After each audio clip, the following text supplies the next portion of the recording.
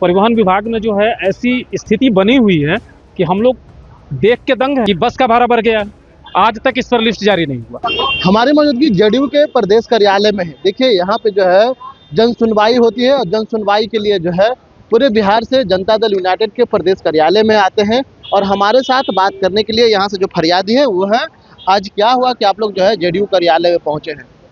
देखिए बड़ी दुर्भाग्य की बात है कि हम लोगों को कहना पड़ता है क्योंकि ये जो सरकार है इनसे हम लोगों की सबकी जो है अपेक्षाएं बनी हुई है कि बेहतर हो, अच्छा हो। लेकिन दुर्भाग्य की बात है कि परिवहन विभाग शुरू से ही जनता दल यूनाइटेड जेडीयू के पास रहा है और आज की स्थिति में परिवहन विभाग में जो है ऐसी स्थिति बनी हुई है कि हम लोग देख के दंग हैं। अब बताइए कि वर्ष 2023 से ऑटो परमिट शहर में 80% ऑटो चालकों के पास परमिट नहीं। हम लोग मांग करते करते अब एक क्षेत्रीय परिवहन प्राधिकार परमिट के मुद्दा को अटका के रखे हुए विभाग क्या लाचार है।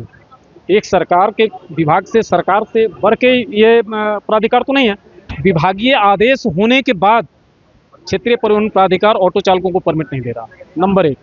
नंबर 2 में अभी आप कल परसों देखे होंगे कि बस का भाड़ा बढ़ गया है, पूरे मीडिया में देखे होंगे। अभी देखिए हमारे पास इतने लेटर्स हैं, ये वर्ष 2021 का जो है आपको देखिए अधिसूचना जारी किया हुआ है। वर्ष 2021 के अधिसूचना जारी होने के बाद देखिए वर्ष 2021 की अधिसूचना जारी कर दी गई और इस अधिसूचना के हिसाब से क्षेत्रीय परिवहन प्राधिकार को लिस्ट जारी करना होता है। आज तक इस पर लिस्ट जारी नहीं हुआ। 6 साल बीत गए, महंगाई बढ़ी। अब हम लोग जब भाड़ा बढ़ाते हैं तो लोगों का कहना होता है गलत है। मीडिया के लोग पूरे लोग सवाल उठाते हैं कि भाई ये भाड़ा बढ़ा दिया गलत है।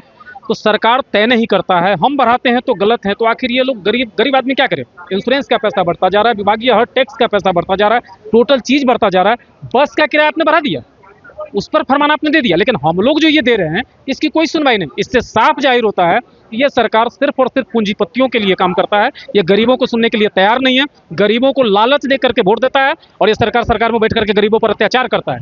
ये हमारे ऑटो यूनियन की तरफ से ये सरकार पर हम लोग आरोप लगाते हैं कि आप 2019 में योजना लेके आते हैं, एक तरफ आप कहते हैं कि सिर्फ डीजल पेट्रोल गाड़ी बंद करो, सीएनजी गाड़ी चलाओ, हम आपको जो है कि ये देंगे और मुआवजा देंगे, और उसमें आप लॉलीपॉप 1000 चालकों को भी देते नहीं हो और उस परिस्थिति में सारी गाड़ी बदल दी जाती है। और जब वो गाड़ी बदल के सड़क पर आ जाती है तो आप कहते हो कि जिसके पास परमिट है वही शहर में चलाएगा। एक तरफ आप ये कह के हम लोगों को बरगला दिए और ऊपर से आज 80% गाड़ी को आप रजिस्ट्रेशन कराते हो और वो शहर में दौड़ रहा है। अब आप बताइए कि परमिटधारी और बिना परमिटधारी, एक तरफ परमिटधारी है, दूसरी तरफ बिना परमिटधारी, और बिना परमिटधारी की संख्या बढ़ती चली गई।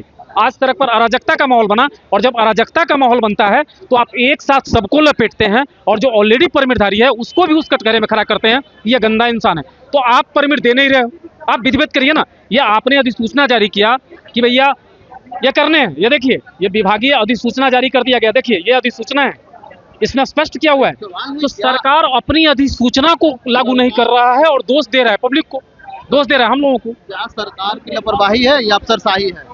क्या चीज कर रहे हैं? सरकार की लापरवाही अफसरशाही है। देखिए सरकार की लापरवाही, सरकार विभाग तो एक तरह से कर दिया, लेकिन क्षेत्रीय परिवहन प्राधिकार में बैठे हुए जो अफसर हैं उनकी अफसरशाही चरम पर है। वो किसी की बात सुनो, हम लोगों ने कई बार कहा मिला कि सर इसको चालू कीजिए, उनका कहना हाँ करें सर चालू कीजिए, हो रहा है तो हाँ हो रहा है। 4 साल से ये आश्वासन दिया जा रहा है, हो रहा है। जब भी मिलते हैं सर इसको कर, हाँ हो रहा है।